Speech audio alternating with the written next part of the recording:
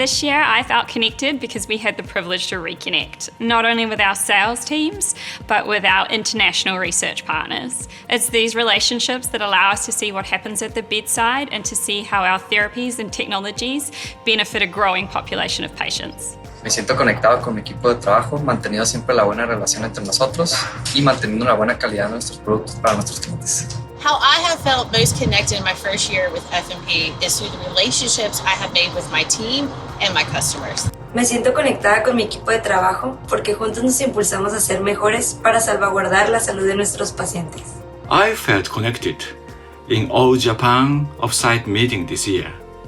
It was the first physical gathering after pandemic. We talked, laughed. It was an excellent team building. In my brief time at Fisher & Paykel, I've already developed a strong connection with my team and have appreciated the opportunity to work with such nice and dedicated colleagues.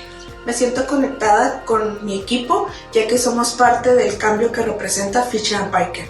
I feel especially connected to Fisher & Paykel Healthcare this year because my best friend had her baby 3 months premature. When she sent me pictures of him in the hospital, he was on our Aero products. He is now happy and healthy.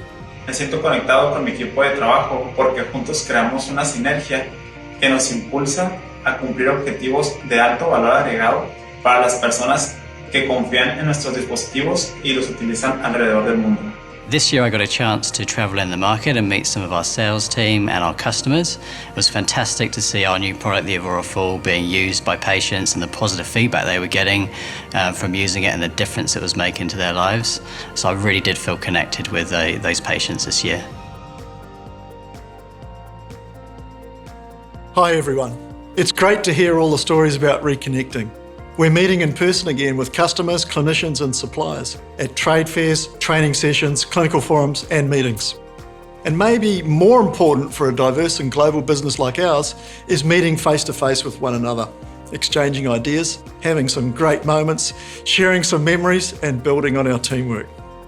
During this year, we once again rose to the challenge of meeting demand surges in North America and China, and our experience and hard work shows in the result.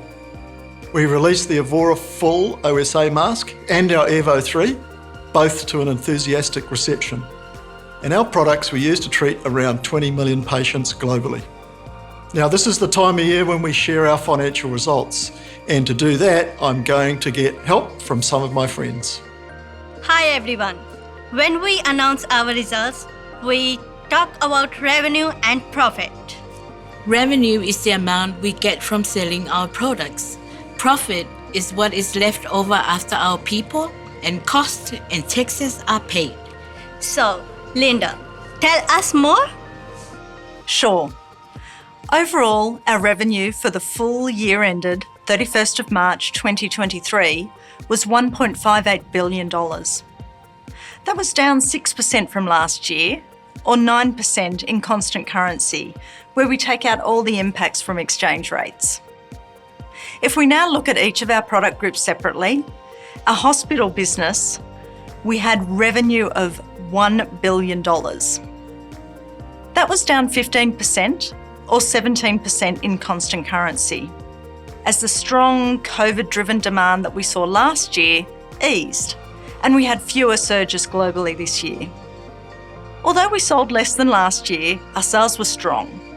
And we saw growth in consumables sales in the second half, so that's great news for our ongoing adoption of our therapies.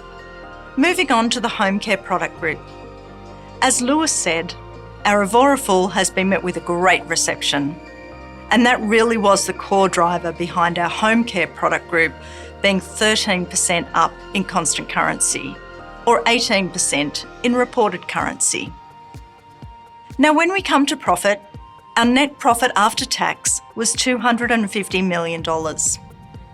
That's a 34% decrease from last year, or 39% in constant currency. Although our revenue went down, our costs went up during the year. The costs of the raw materials that we use to make our products and all the other costs we spend our money on to run our business went up throughout the year. And we added people to continue driving our sales and developing new products.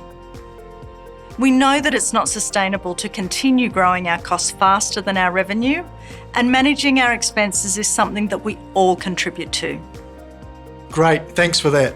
So where to from here? We're expecting our revenue to be less impacted by COVID-19 going forward.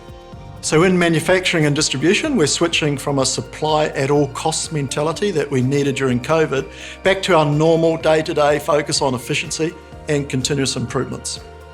In sales, we're working on the opportunities that COVID has given us to increase the number of patients treated with our therapies over the next few years.